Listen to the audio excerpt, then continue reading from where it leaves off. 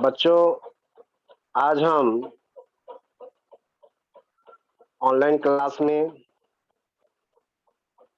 आए हुए सभी विद्यार्थी जो ग्रुप में ज्वाइन हैं, सभी का स्वागत है। आज जो हमारा जो टॉपिक है, इस टॉपिक पे हमें पारी-पारी से हमें उस पे थोड़ा डिस्क्रिप्शन करना है, उसका वर्णन करना है, देखना है हमको। मैं कुलाबा म्युनिसिपल सेकेंडरी स्कूल की ओर से डहारे सर, आज आप लोगों का जो अध्ययन अध्यापन की जो प्रक्रिया है ऑनलाइन क्लास में, आज जो हमारा चौथा जो लेसन है वो है आर्थिक विकास। तो इसके बारे में हमको देखना है। बच्चों, जो आर्थिक विकास है इसी को हम इकोनॉमिक डेवलपमेंट कहते हैं, जिसके अंतर्गत कुछ मुद्दा आप लोगों के सामने स्क्रीन पे आपको दिख रहा होगा। जैसे बैंकों का राष्ट्रीयकरण की पृष्ठभूमि, उसके बाद में 20 सूत्री कार्यक्रम, श्रमिक समस्या, नई आर्थिक नीति, उपाय योजना, और उसके बाद में हमको पढ़ना है वर्ल्ड ट्रेड ऑर्गेनाइजेशन, विश्व व्यापार संगठन। तो सबसे पहले आर्थिक जो विकास है, ये आपको सर ने बताई होंगे कि किसी देश का जो विकास होना है, हम विकास की श्रेणी में तब आ सकते हैं जब हमारा इकोनॉमिक जो लेवल है, जो स्तर है, वह मजबूत हो। तो हमें इन्हीं के बारे में कुछ जो मुद्दे दिए गए, उन मुद्दों को पारी-पारी से हमको देखना है। जैसे बैंकों का राष्ट्रीयकरण करना बहुत जरूरी है। अभी आप लोगों को समझ में आ रहा होगा, देख रहे हैं आप लोग कि हमारे देश में कितने सारे बैंक हैं। अब ये बैंक का होना क्यों जरूरी है, क्यों हमें जान पड़ता है कि बैंक होना बहुत जरूरी है?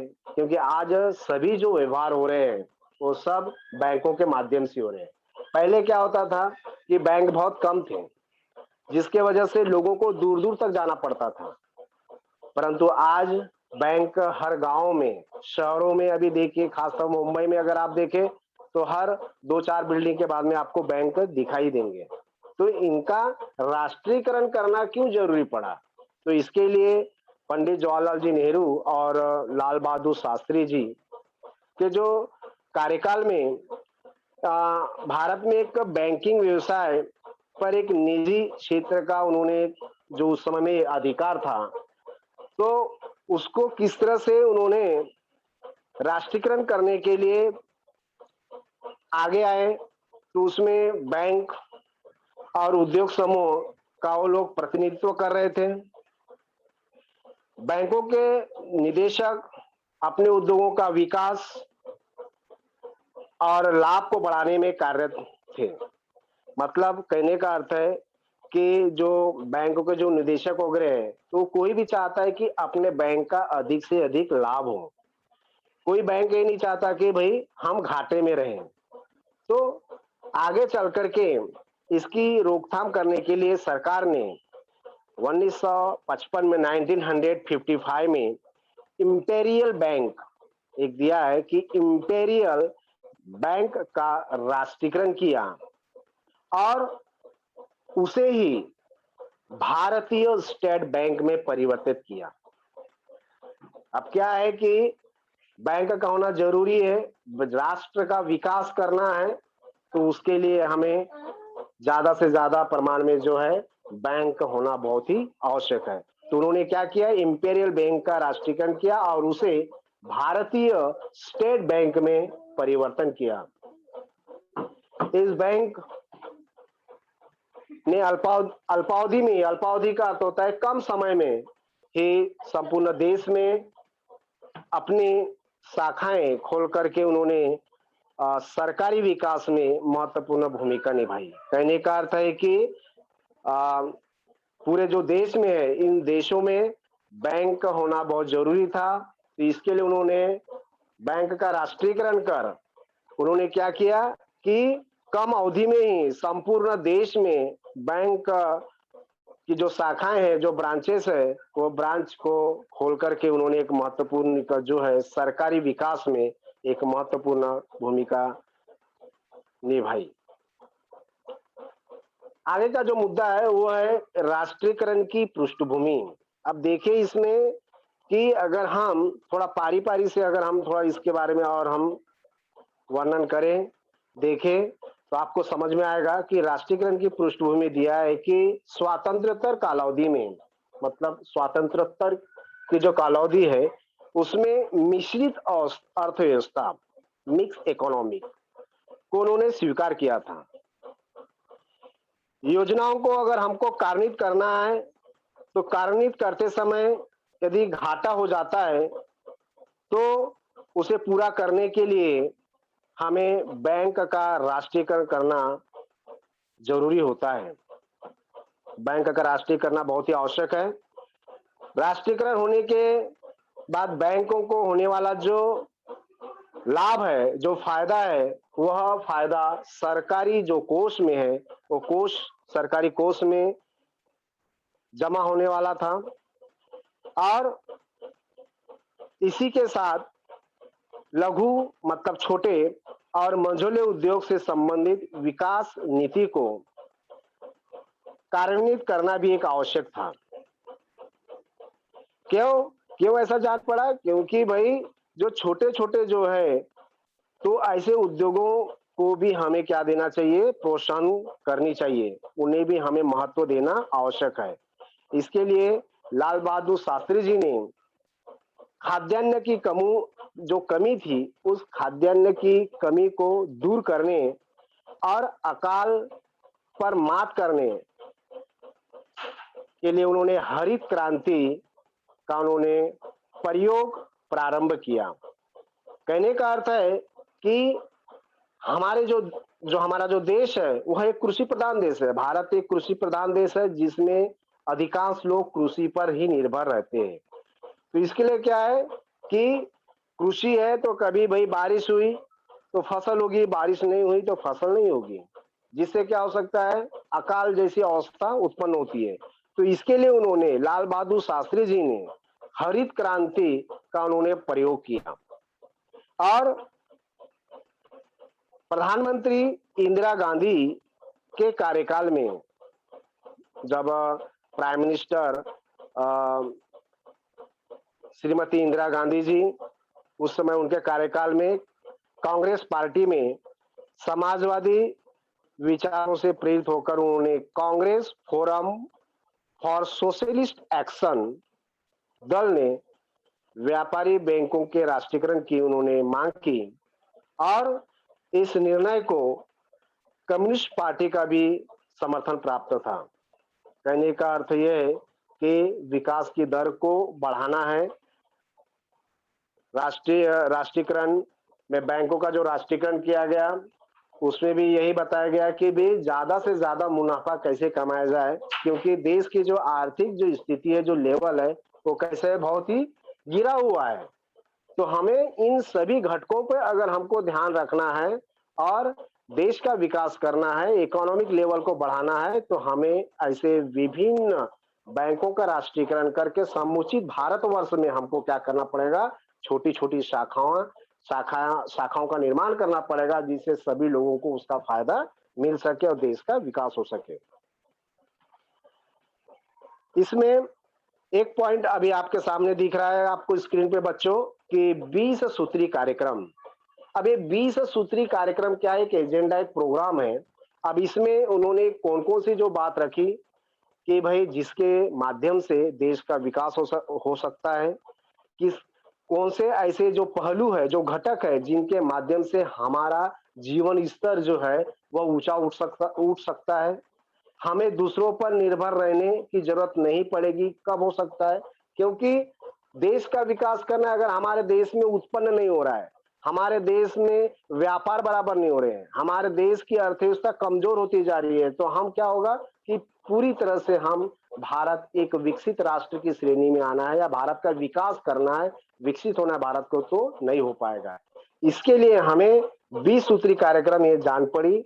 1 जुलाई सन 1975 को 1975 को 1 जुलाई को प्रधानमंत्री इंदिरा गांधी जी ने 20 सूत्री कार्यक्रम की उन्होंने घोषणा की और उसमें विकसित राष्ट्र की दिशा में प्रगति करने के प्रयास को उन्होंने प्रयास करने का संकल्प किया और इस 20 सूत्री कार्यक्रम के अंतर्गत जो प्रमुख जो प्रावधान जो दिए गए थे वो इस प्रकार से बताया गया है। नंबर 1, उसमें कहा गया कि कृषि और शहरी क्षेत्र में अधिकतम भूमि धारण कानून, जिसको कहा गया है चकबंदी कानून,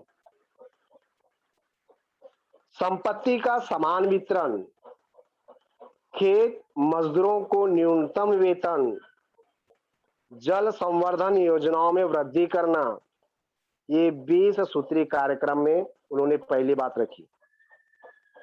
आपको मालूम है 20 सूत्री कार्यक्रम प्रधानमंत्री स्वर्गीय प्रधानमंत्री इंदिरा गांधी जी ने 1 जुलाई सन 1975 को 1975 को उन्होंने ये प्रावधान दिया। दूसरी बात उन्होंने क्या कहा कि श्रमिकों का उद्योग क्षेत्र में प्रतिभाग, जो श्रमिक वर्ग है इन श्रमिक वर्गों का उद्योग क्षेत्र में प्रतिभाग होना, राष्ट्रीय प्रशिक्षण योजना, नेशनल ट्रेनिंग प्लानिंग और बेकार से मुक्ति, मतलब सभी को काम मिलना चाहिए। मतलब काम तो उसका दाम, मतलब काम किए तो उसका पैसा भी उनको उचित मूल्य भी मिलनी चाहिए। उनका पारिश्रमिक जो है उनकी रोजी जो भी वो काम कर रहे हैं उनकी उनकी मजूरी मिलनी चाहिए, जिसके वजह से सबको काम मिलेगा तो बेकारी जो है बेकारी नहीं बढ़ेगी। तो इसके लिए उन्होंने क्या किया कि बेकार से उन्होंने मुक्ति दिलवाई। ये भी उनके 20 सूत्री कार्यक्रम में एक महत्वपूर्ण एक प्रावधान उन्होंने दिया था। तीसरी उन्होंने बातें कही कि कर चोरी की प्रवृत्ति, जो कर चोरी है, जो टैक्स है, जो चोरी किए जाते हैं उनकी जो प्रवृत्ति, आर्थिक अपराध और तस्करी की रोकथाम, जो आर्थिक अपराध है, अभी देखिए बहुत सारे करप्शन होते हैं, बैंकों में भी बहुत सारे घोटाला होते हैं, तो इनको कैसे रोका जाए। साथ ही साथ बड़े बड़े जो पूंजीपति वर्ग थे उस समय में, तो ऐसे जो है बहुत सारे जो है समय पे बड़े जो धनवान जो लोग हैं इनके माध्यम से क्या है कर नहीं भरे जाते थे, टैक्स नहीं भरे जाते थे, तो ऐसे वो टैक्स की चोरी करते थे। तो आर्थिक अपराध और तस्करी की रोकथाम जो हो रहा है ये भी एक प्रकार से अपराध है। अगर आप समय पर जो शासन की जो नीति होती है, पॉलिसी होती है, उसके अनुसार अगर आप नहीं कर रहे, काम नहीं कर रहे, तो भी एक उसको अपराधी माना जाता है। चौथी बात उन्होंने ये कहा कि जीवनावश्यक वस्तुओं के मूल्यों पर नियंत्रण।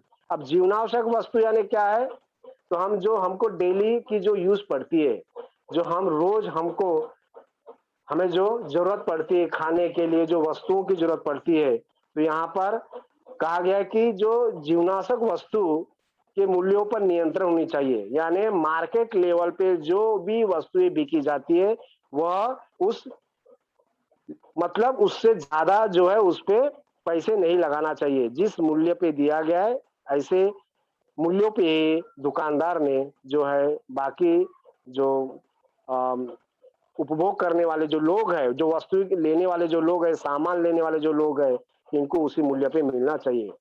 राशनिंग व्यवस्था में सुधार करना, मतलब जो गरीब जो लोग हैं तो उन लोगों को सभी जो शासन की जो नीति है, जो राशनिंग है जो दिया जाता है, उसमें भी उन्होंने कुछ प्रावधान दिए गए। पांचवी बात उन्होंने ये कहा बच्चों कि हाथकरघा क्षेत्र के विकास द्वारा उत्तम वस्त्रोद्योग का निर्माण करना। हाथकरघा जो हाथों से जो कपड़े बुनते हैं, बराबर है, जो है ऐसे विकास को उन्होंने जो वस्त्र जो है हथकरघा से बनने वाले जो भी वस्तुएं, तो उनके उसमें साथ ही साथ वस्त्रोद्योग का निर्माण उसको उन्होंने ज्यादा महत्व दिया गया। दुर्बल वर्गों की ऋण से मुक्ति, जो दुर्बल घटक जो वर्ग है, जो कमजोर वर्ग के जो लोग हैं, उन पे जो लादे गए जो ऋण है या उनको जो ऋणों से जो ढके हुए ऐसे लोगों को उनसे बाहर निकालना, ये भी एक उनमें एक जो 20 सूत्री कार्यक्रम के अंतर्गत यहाँ पर बातें उनके लिए बताई गई है। उसके बाद में दिया है आवास निर्माण, सभी को रहने के लिए घर चाहिए। आपको मालूम है कि मनुष्य की मूलभूत जो आवश्यकता है रोटी, कपड़ा और मकान, तो उसके साथ-साथ भाई खाने के लिए अगर अन्न है तो पहनने के लिए हमको क्या चाहिए? कपड़ा चाहिए, रहने के लिए हमें घर की आवश्यकता होती है, इसलिए सभी को आवास निर्माण की सुविधा करके देना। दूरसंचार सुविधाएँ, दूरसंचार सुविधाएँ ये भी उनमें एक पॉइंट है कि भई एक 20 सूत्री कार्यक्रम में एक रखा गया। विद्यालयों के लिए शैक्षिक सामग्री उपलब्ध कराना, मतलब कोई भी जो बच्चे हैं यह शिक्षा से वंचित न रहे, इसके लिए शासन के द्वारा ऐसे पॉलिसी लिखी गई 20 सूत्री कार्यक्रम के अंतर्गत कि विद्यालयों के लिए शैक्षणिक जो है सामग्री यह समुचित रूप में मुहैया कराना या उपलब्ध कराकर देना, ये भी 20 सूत्री कार्यक्रम के अंतर्गत रखा गया। उसके बाद में है श्रमिक समस्या। अब श्रमिक समस्या क्या है तो आपको मालूम है कि आज भी हमारे भारत में अधिकांश जो लोग हैं, जो निचले वर्ग के जो लोग हैं, जिनके पास में आज रोजगार नहीं है।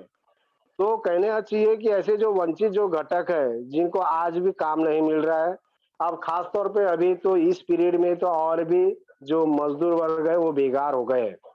तो श्रमिक वर्ग के लिए बताया गया कि भाई मुंबई में पहली जो कपड़ा मिल 11 जुलाई सन 1851 को, ये 11 जुलाई 1851 को कावसजी डावर ने, आपको बच्चों जो है पिक्चर दिख रहा होगा यहाँ पर कि नीचे दिया है कि कपड़ा मिल आपको पिक्चर के माध्यम से दिखाई दे रहा है। तो ये मिल जो है मुंबई में पहली जो कपड़ा मिल है कब 11 जुलाई सन 1851 को कावस जी डावर ने शुरू की, और इसके बाद में यह धीरे-धीरे दादर, परेल, भायखला, सिवड़ी, प्रभादेवी और वर्ली में कपड़ा मिल बड़े पैमाने पर खुल गई। यह क्षेत्र जो है गिरंगांव के रूप में भी पहचाने जाने लगा, परंतु 80 के दशक में श्रमिकों में एक असंतोष निर्माण हुआ। असंतोष का अर्थ है कि उनको संतुष्टि नहीं थी। मिल में काम करने वाले जो मजदूर है उनको अगर उचित पारिश्रमिक या वेतन अगर न दिया जाए तो क्या होता है कि वह काम करना पसंद नहीं करते। तो इसमें क्या होता है, मिल मालिक और जो श्रमिक वर्ग या मजदूर वर्ग है इनके बीच में हमेशा क्या रहता है, मतलब दोनों के बीच में जो विवाद जैसी स्थिति निर्माण हो जाती है। अगर मजदूर काम कर रहा है तो उसका उसको वेतन समय पर मिलना चाहिए, परंतु ऐसा नहीं हुआ और 80 के दशक में श्रमिकों में असंतोष निर्माण हुआ। अन्य क्षेत्रों में उत्पन्न हुई ऐसी स्थिति कारण बनी। उद्योगों में श्रमिक के वेतन में वृद्धि हो रही थी। देखिए यहाँ पर दिया है कि उद्योगों में श्रमिकों के वेतन में वृद्धि हो रही थी, उन्हें बोनस की अधिक राशि मिल रही थी, परंतु कपड़ा मिल श्रमिकों की तुलना में उन्हें अधिक सुविधाएं प्राप्त हो रही थी। मतलब कहना चाहिए कि यहाँ पर दिया जा रहा था, परंतु जितने प्रमाण में उनको जैसी वेतन मिलनी थी वो नहीं मिल उनको वेतन नहीं मिलती थी। यानी इसमें अगर दे भी रहे थे तो उसमें जो कपड़ा मिल जो मालक थे, मिल मालक जो थे, इन मिल मालक को ज्यादा से ज्यादा उनको जो फायदा हो रहा था। 1981 में जो मजदूर वर्ग है, श्रमिक वर्ग है, इन श्रमिकों को 20% बोनस मिलेगा, इस तरह की उनकी अपेक्षाएं थी। परंतु श्रमिकों का प्रतिनिधित्व, जो श्रमिक वर्ग का जो प्रतिनिधित्व करने वाले जिसको हम लीडर कहते हैं, रिप्रेजेंटेटिव, तो प्रतिनिधित्व राष्ट्रीय मिल मजदूर संघ कर रहा था। श्रमिकों का जो प्रतिनिधित्व कौन कर रहा था? राष्ट्रीय मिल मजदूर संघ। और इस संघ ने श्रमिक वर्ग को विश्वास में न लेकर मालिकों के साथ बातचीत की। मतलब कहने का अर्थ है कि यहाँ पर ये बताया गया कि भाई इसमें जो है श्रमिक वर्ग को विश्वास में लेना था, परंतु ऐसा नहीं हुआ और मालिकों के साथ उन्होंने बातचीत की और उनसे ये कहा गया कि 8 से 17 8% से लेकर तो 17% पर बोनस को लेकर समझौता हुआ कि इतने प्रमाण में आप लोगों को बोनस मिलेगा। बोनस में जो कटौती हुई, जिसके वजह से श्रमिक वर्ग में असंतोष जैसी चिंगारी जैसी उनमें फैलने लगी और कुछ जो श्रमिक थे वह श्रमिक डॉक्टर दत्ता सामंत से मिले। उस समय क्या हुआ कि श्रमिक जो वर्ग है, श्रमिक वर्ग में असंतोष फैलने की वजह से उनको जो मिलने वाली जो बोनस है वो बोनस बराबर नहीं दिया जा रहा था। मिल मजदूर लोगों की ओर से जो उन लोगों ने एक अपना प्रतिनिधित्व करने के लिए कि उन्हें उचित जो उन्हें वेतन मिला जाए, उन्हें उचित बोनस दिया जाए, तो इसको लेकर के बहुत सारे विवाद भी हुए। मजदूर लोगों में, श्रमिक लोगों में असंतोष निर्माण हुआ था और हुआ क्या कि उस समय में डॉक्टर जो है दत्ता सामंत थे, तो ये इनसे सभी जो श्रमिक वर्ग ये मिले। मिलने के बाद में सामंत जी ने के नेतृत्व स्वीकारने का उन्होंने निवेदन किया और 65 मिलों के श्रमिक एक साथ इकट्ठा आए और सामंत जी ने हड़ताल करने का उन्होंने नेतृत्व लिया। मतलब उन्होंने हड़ताल का नेतृत्व वो करने लगे।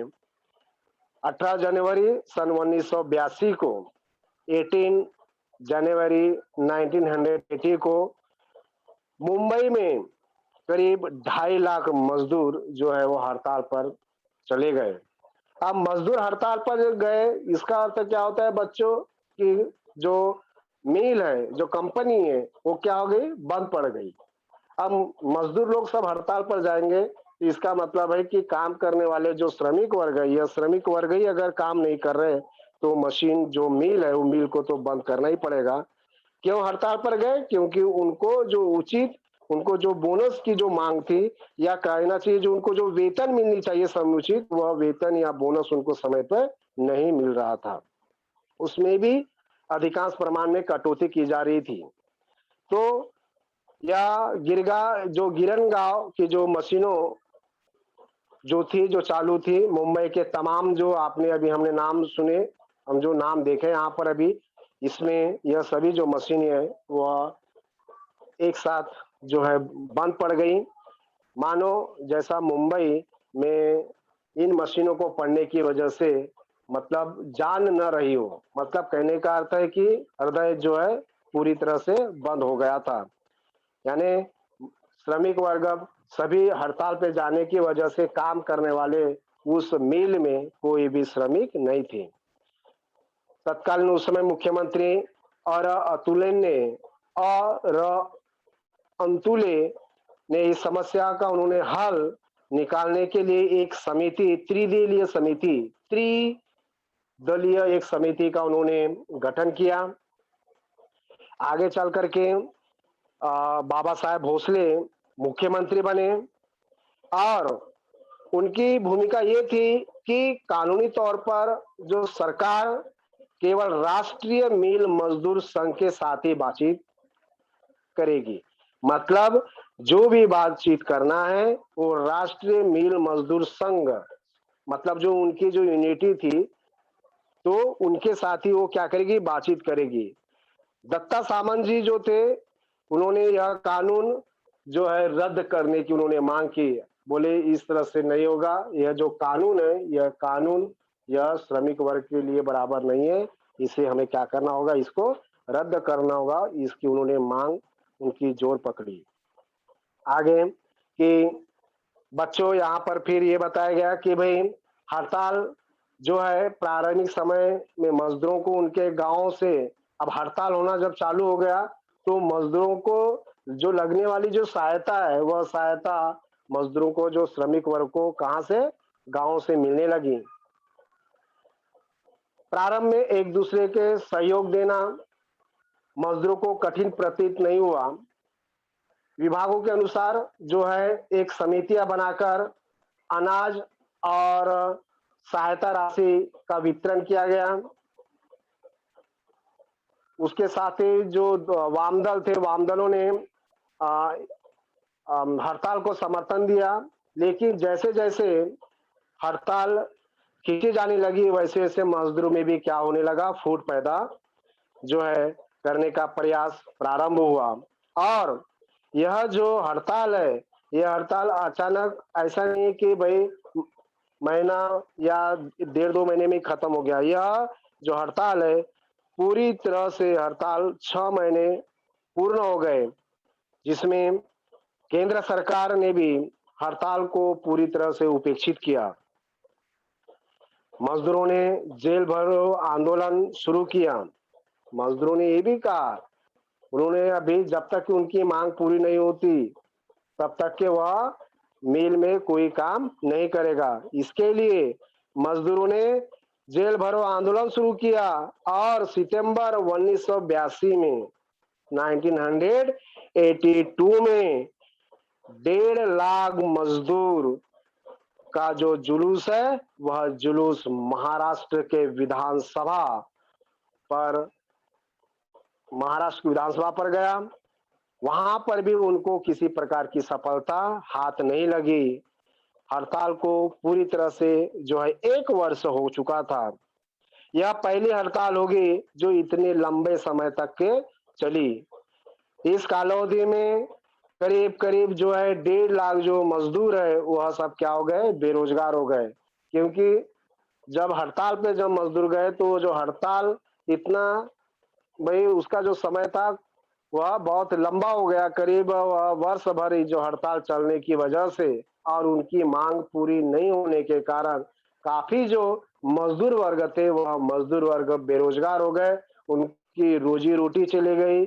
कुछ गाँवों से उनको सहायता मिली, जिसके वजह से यहाँ पर जो है अधिकांश जो मज़दूरों को जेल भी जाना पड़ा और बहुत सारे जो मज़दूर हैं, यह मज़दूर बेरोज़गार हो गए, जिनको किसी प्रकार का रोज़गार उनको नहीं मिला। उसमें बाद में जो है कपड़ों में भी की तुलना में भी कुछ परिवर्तन किए गए। बाद में जो है हमारे जो सूती कपड़े वगैरह थे, उसमें देखिए उसकी जगह पे पॉलिएस्टर को महत्व प्राप्त हुआ। जैसे-जैसे लोगों की अभी क्या हुआ कि अभी तो हम लोग जो कपड़े पहनते हैं, उसमें बहुत सारे अभी कपड़ों के ऐसे अनेक प्रकार के कपड़े हम देखते हैं। तो कहना चाहिए कि भई उस समय जो पॉलिएस्टर के जो कपड़े थे, उन कपड़ों को क्या हुआ, महत्व प्राप्त हुआ। उनको ज़्यादा सिग्निफिकेंट देने लगे लोग और परिणाम स्वरूप क्या हुआ कि पहले से जो मिल के कपड़ा बिक्री पर प्रतिकूल उसका परिणाम हुआ, क्योंकि देखिए मार्केट में अगर हम कोई भी वस्तु हम बेच रहे हैं और उसी से अच्छी अगर क्वालिटी उसी दाम में अगर हमको कोई वस्तु मिलती है, तो हम वो वस्तु नहीं लेते। तो कहने का अर्थ है कि जब उद्योग जगत में भी यही होता है कि जब आपस में कोई प्रतिस्पर्धी जब खड़े हो जाते हैं, तो वस्तुओं के जो दाम है, अगर मान लीजिए 2 वस्तु है और दोनों में अगर एक आधी वस्तु उससे अच्छी अगर क्वालिटी में है, उसकी क्वालिटी भी है, क्वांटिटी भी है, तो हम क्या करते हैं, जो लोग क्या करते हैं, अच्छी वस्तु लेना ही पसंद करते हैं।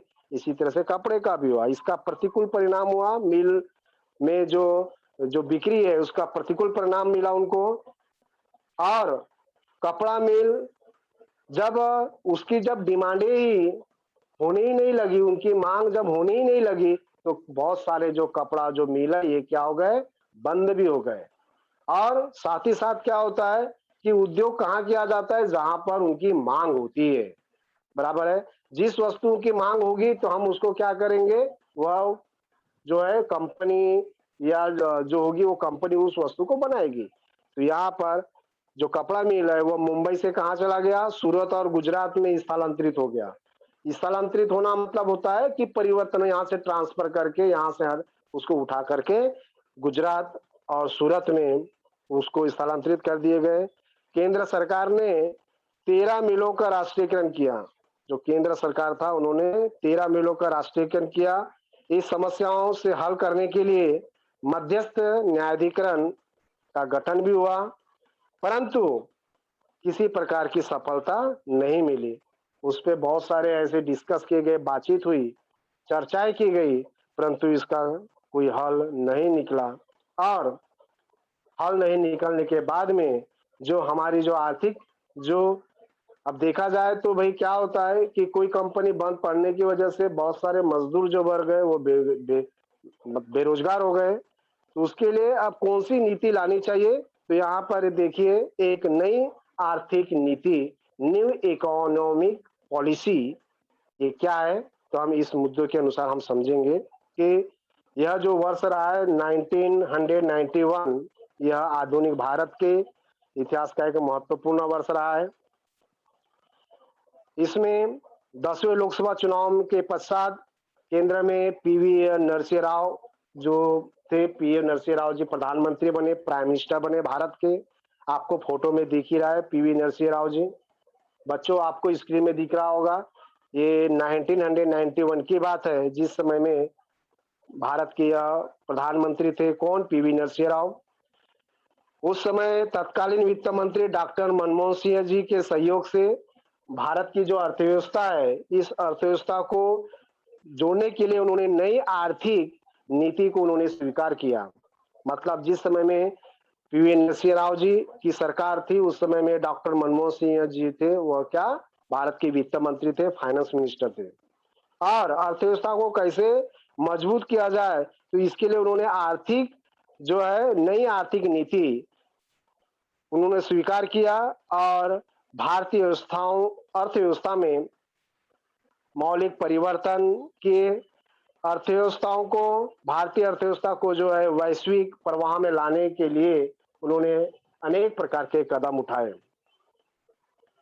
उन्होंने उस समय आर्थिक जो स्थिति है वह भारत की विकट बनी हुई थी। समुचित पूंजी की व्यवस्था, पैसों की व्यवस्था, क्यों? क्योंकि क्या होता है कि किसी भी देश का अगर विकास करना हो तो वहां की अर्थव्यवस्था क्या होनी चाहिए? मजबूत होनी चाहिए। तो इसके लिए पीवी नरसिंह राव जी ने कि जो पहले पूर्व जो मंत्री थे वह प्रधानमंत्री कौन? पूर्व चंद्रशेखर की सरकार थी। और उनके सरकार के कार्यकाल में मुद्रास्फीति की जो दर थी वो 17% थी। आर्थिक वृद्धि दर 1.1% से घट गई थी। भारत के पास विदेशी मुद्रा का भंडार इतना कम हो गया था कि हमें आयात के लिए 1 सप्ताह तक ही हमारे पास में जो थी हम आयात कर सकते थे। इतनी परिमाण में हमारे पास में जो है सामग्री जो है हमारे पास में उपलब्ध थी। विदेशी ऋण का जो भुगतान है हमको करना और उसका ब्याज लेना यह असंभव हो गया था, क्योंकि अगर हम विदेशों से अगर हम ऋण लेते हैं या ब्याज में कोई उनसे हम पैसे लेते हैं तो उसका भुगतान भी हमको करना पड़ता था। इसीलिए ये भी क्या हो गया था? असंभव हो गया था। और 1991 में चंद्रशेखर सरकार के जो शासनकाल में सरकार ने जो है कुछ जो सोना था वह सोना बेचकर और कुछ गिरवी रखकर स्थिति को नियंत्रण में लाने का प्रयास किया। यानी जो भारत सरकार के पास में जो सोना था, सोना और ऐसे कुछ जो चीजें जो है गिरवी रख करके भाई स्थिति को कंट्रोल कैसे किया जा सकता है, नियंत्रण में कैसे रखा जा सकता है, इस पे उन्होंने पहल किया। चंद्रशेखर से पूर्व कौन थे? विश्वनाथ प्रताप सिंह की सरकार ने भी सभी किसानों के लिए सरासरी उन्होंने आमतौर पर सब किसानों का जो है ऋण उन्होंने माफ कर दिया। करीब करीब 10,000 करोड़ रुपयों से अधिक का जो है भार उन्होंने अर्थव्यवस्था पर लाद दिया। अब ये भी एक हमारे लिए हम कहेंगे कि भी उस समय जो सरकार है 10,000 करोड़ रुपया जो है उसका भी जो है भार क्या हुआ? अपने ही देश पे और भी पड़ गए। हमारी अर्थव्यवस्था और भी क्या हो गई? थोड़ी कमजोर हो गई। इसके लिए केंद्र और राज्य सरकार के एकत्रित अंतर्गत ऋण का उन्होंने सकल राष्ट्रीय आय से अनुपात लगभग 55% हो गया, 55 जो है प्रतिशत हो गया। और 1980-81 में जो विदेशी जो ऋण है उस विदेशी ऋण 2,350 करोड़ 2,350 करोड़ डॉलर तक बढ़ गया। साथ ही साथ यह बढ़कर के सन 1990 और 91 में 8,380 करोड़ डॉलर तक बढ़ गया। यानी देखिए कि हमें जो उसका जो ऋण है, विदेशी जो ऋण है, जो 1980-81 में 2,350 था, वह 1990-91 में कितने हो गए? 8,380 करोड़ डॉलर तक वह बढ़ गया। उसमें भारत का जो विदेशी मुद्रा है भंडार, केवल जो विदेशी मुद्रा भंडार केवल 100 करोड़ डॉलर तक ही था। अब बताइए कि मुद्रा जो है हमारे पास में, पूंजी जो है, पैसे जो है वो कम थे। हमें ऋण जो हमने विदेशों से जो ऋण लिए थे, जो ब्याज लिए थे, वो भी हमको हम दे नहीं पा रहे थे। देश की अर्थव्यवस्था क्या हो गई थी? कमजोर हो गई थी। ऐसी स्थिति में और एक भी एक कारक था कि इराक के द्वारा कुवैत पर जो आक्रमण किए जा रहे थे और जिसके वजह से जो पेट्रोल और जो तेल है और भी जो ईंधन है, इनके जो दाम है बढ़ गए थे। ये भी एक कारण था, क्योंकि इराक के द्वारा कुवैत पर आक्रमण करना भारत के लिए विदेशी ऋण खड़ा करना कठिन हो गया, क्योंकि विदेशी को जो है हम उनको अगर यह जो ऋण है ये हमको क्या करना है, हमको वापस करना है। बहुत ही कठिन समस्या हो गई थी। अनिवासी भारतीयों ने भी जो विदेशी मुद्रा में किया हुआ अपना निवेश निकाल लेना प्रारंभ किया। तो कहना चाहिए कि अनिवासी भारतीय यानी कौन है? जो अपने देश में नहीं है। तो कहने का अर्थ है कि उन्होंने भी क्या कर दिए गए, जो भी उन्होंने निवेश किए थे तो उन्होंने भी क्या किए, वो भी अपना निवेश निकालना उन्होंने शुरू कर दिए। परिणाम स्वरूप क्या हुआ कि और भी हमारी जो अर्थव्यवस्था है, जो हमारी जो इकोनॉमिक जो लेवल है, वो भी और क्या हो गया, गिर गया। अब वो गिरी हुई अर्थव्यवस्था को मजबूत करने के लिए क्या उपाय करना चाहिए, इसके लिए आ, इसमें जो है उपाय साधे गए। उसमें ये कहा गया कि इस स्थिति से उभरने के लिए, परिस्थिति से उभरने के लिए पीवी नरसिंह राव की सरकार ने डॉक्टर मनमोहन सिंह को एक वित्त मंत्री के रूप में उन्होंने नियुक्त किया और मनमोहन सिंह जी ने त्रुटि सुधार उपाय योजना, जिसको हम कहते हैं करेक्टिव मेजर्स, उन्होंने बनाई और ऐसी स्थितियों में उन्होंने परिवर्तन करने का उन्होंने जो है प्रारंभ किया। उसके बाद विदेशी निवेश पर लगे जितने भी प्रतिबंध थे, वो सभी प्रतिबंध उन्होंने क्या कर दिए, हटा दिए गए।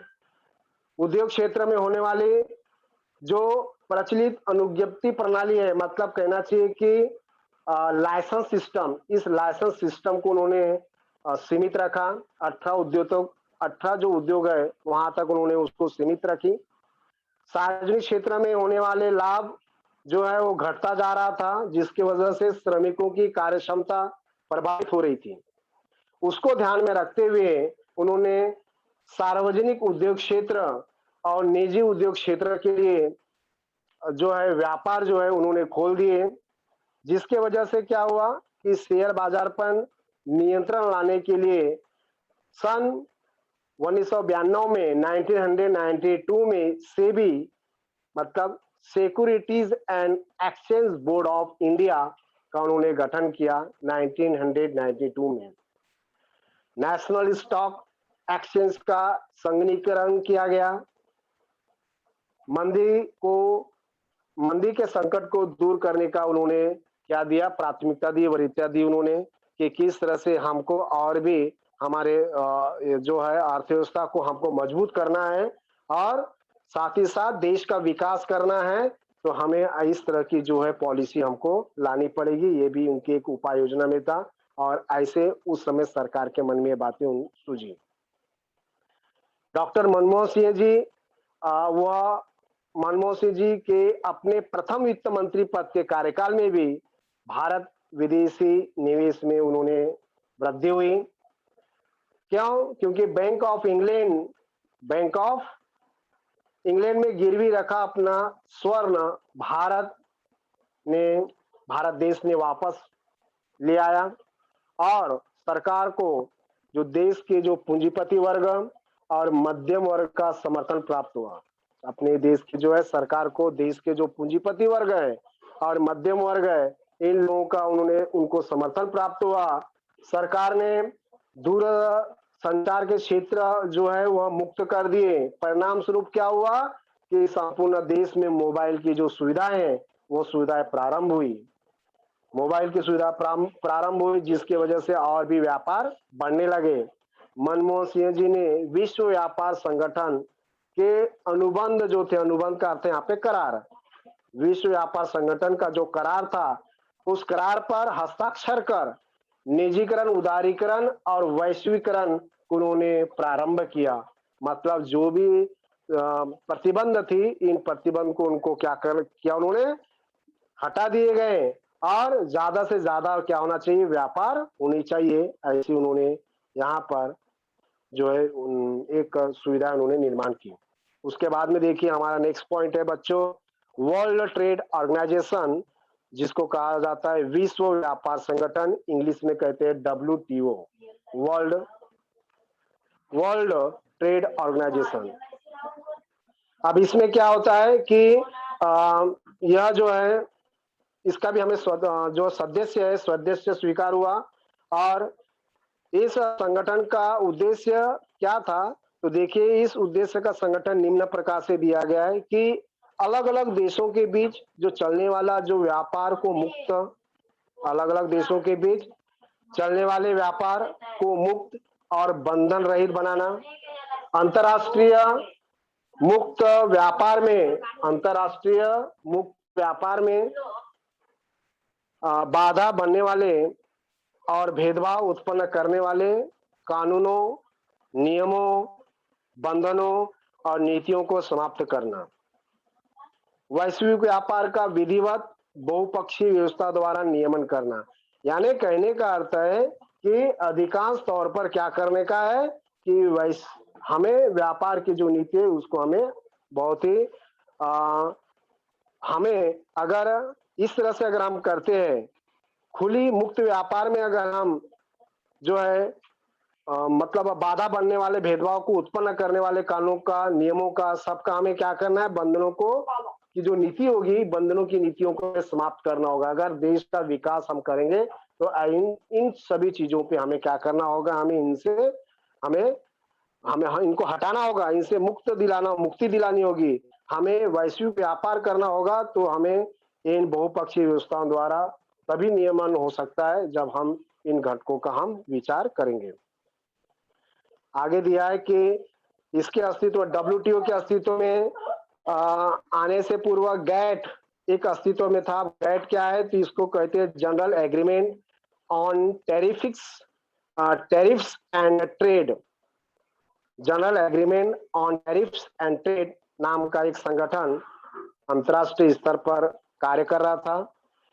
यह संगठन व्यापार का एक नियमन करता था जिसमें WTO को लेकर अति परस्पर विरोधी विचारधाराएं थी कि जो निर्णय होगा WTO का, वो सभी सदस्यों का वह निर्णय उनको मान्य करना होगा। इसके लिए विश्व व्यापार संगठन के नियम, उनके प्रावधान, अनुदान, आयात निर्यात, विदेशी निवेश हेतु संरक्षित क्षेत्र, कृषि, तकनीकी, विज्ञान, सेवाओं से संबंधित, ये सभी उन्होंने यहाँ पर जो है मुद्दे जो है यहाँ पर रखे गए। साथ ही साथ भारत के सदस्य बनने के बाद भी बिजली, जल, परिवहन, शिक्षा, स्वास्थ्य क्षेत्रों की बड़ी शीघ्रता से उन्होंने व्यापारीकरण हुआ। विश्व व्यापार संगठन, बच्चों इसमें बताया गया, विश्व व्यापार संगठन के विभिन्न जो प्रतिवेदन वाली रिपोर्टों के अनुसार गरीबी रेखा के नीचे रहने वाली जनसंख्या में कमी लाना, बाल मृत्यु दर को कम करना, पेयजल की व्यवस्था, इन सभी संबंधित सुविधाओं की उपलब्धता भारत इन क्षेत्रों में भारत में सुधार किए गए। मतलब इन जो जितने भी जो मैंने यहाँ पर मुद्दे बताए गए, घटक बताए गए, इन सभी क्षेत्रों में सुधार किए गए। और विश्व व्यापार संगठन के साथ चलते हुए भारत में दक्षिण एशियाई व्यापार ट्रेडिंग एग्रीमेंट यानी दिया गया है SAPTA, मतलब उसको कहा गया है साउथ एशिया फेब्रिशियल ट्रेडिंग एग्रीमेंट पर हस्ताक्षर किया। साथ ही साथ भारत ने सार्क देश के लिए, सार्क देश यानी 7 देशों का जो हमारा एक बना हुआ समूह है, उनमें विभिन्न वस्तुओं पर आयात पर लगे हुए जो प्रतिबंध है वो हटा दिए गए। आयात शुल्क को छूट दी गई। भारत के बीमा और जो निजी क्षेत्र है, इन निजी क्षेत्रों और विदेशी निवेश के लिए सब खोल दिए गए, ताकि ज्यादा से ज्यादा व्यापार हो, ज्यादा से ज्यादा जो है निवेश करे, और निवेश होने के बाद में अगर व्यापार होता है तो हमारे देश की जो व्यवस्था है और भी अर्थव्यवस्था क्या होगी, मजबूत होगी।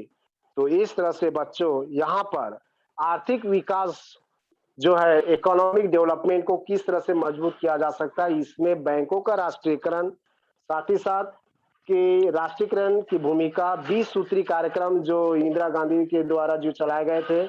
उसके बाद में श्रमिक समस्या में आपने देखे कि जो कपड़ा मिल है ये मुंबई से स्थानांतरित सूरत और गुजरात में किया गया। इसके बाद में हमने देखे कि बच्चों यहाँ पर जो नई आर्थिक नीति जो पीवी नरसिम्हा राव की जो सरकार है, इसमें वित्त मंत्री मनमोहन सिंह के द्वारा जो उन्होंने उपाय योजना लाए गए, और उसके बाद में वर्ल्ड ट्रेड ऑर्गेनाइजेशन, विश्व व्यापार संगठन, हमने इस तरह के मुद्दों पर हमने पारी पारी से उसके बारे में हमने देखे, विश्लेषण किए। मैं समझता हूं कि सभी बच्चों को आज का जो लेक्चर है, आपको जो भी पॉइंट मैंने यहाँ पे बताया वो सभी पॉइंट्स आपको समझ में आए होंगे। धन्यवाद।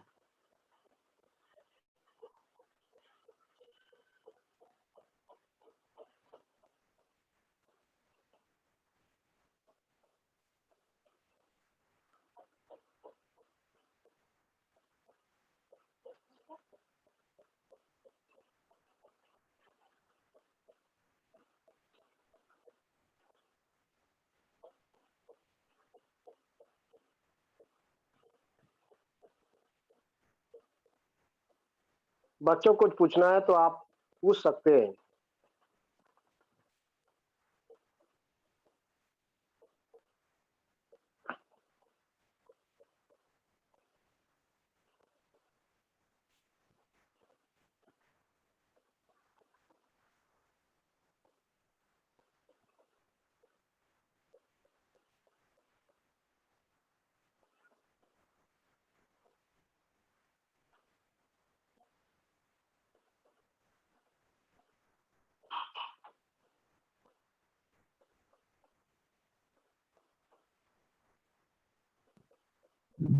Hello sir.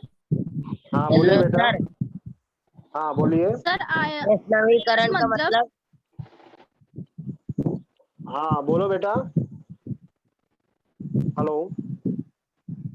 सर आयात मतलब हाँ, अभी देखिए बेटा, जो वस्तुओं का आयात हम निर्यात करते हैं, मतलब कोई वस्तु हम जो मंगाते हैं बाहर से, हमारे जो वस्तुओं का हम अभी देखिए कि कोई भी जो देश होता है वह पूरी तरह से स्वयंभू नहीं होता, कहना चाहिए कि पूरी तरह से परिपक्व नहीं है। आर्थिक क्षेत्र में हम कहीं ना कहीं एक दूसरे देश के साथ में हम करार करते हैं, तो बाहर से जो वस्तुएं मंगाई जाती है हम उसको आयात करते हैं, मतलब एक्सपोर्ट एंड इंपोर्ट बराबर है, आयात करना और वस्तु यहाँ से भेजना उसको निर्यात करना। ओके बच्चों। Thank you sir. Any question? Hello sir. हाँ बोलिए। वैश्नवीकरण का मतलब? हाँ बेटा, वैश्वीकरण यानी क्या होता है, इसको हम इंग्लिश में ग्लोबलाइजेशन कहते हैं। अब क्या होता है कि अंतर्राष्ट्रीय स्तर पर व्यापार करने के लिए हमें जो वैश्विक जो नीति है वह जो है वह नीति हमने पॉलिसी अपनाई गई है, जिसमें देश का समुचित विकास हो। इसके लिए संपूर्ण जो विश्व है यह एक क्या है, संपूर्ण विश्व आपको मालूम है कि हम एक परिवार की तरह है, बराबर है। तो इसमें क्या होता है कि कोई भी जो है राष्ट्र विकास करने के लिए या देश का विकास हो तो पूरी तरह से हम सक्षम नहीं है, जिसकी वजह से हमें दूसरे देशों पे निर्भर रहना पड़ता है। तो इसमें वैश्वीकरण के माध्यम से कहा गया कि सभी राष्ट्र एक मंच पे आकर के देश का विकास को बढ़ावा मिले, देश का विकास हो। सर हाँ सर तस्करी का मतलब? हेलो, बोलिए बेटा। सर तस्करी।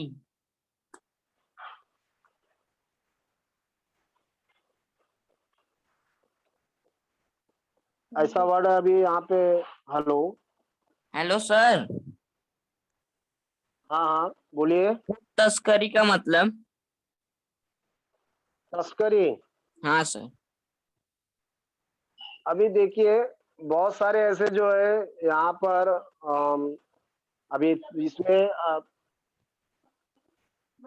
तो क्या होता है कि वस्तुओं का जो है हम क्या करते हैं अभी व्यापार करने के समय में बताया गया है। हेलो।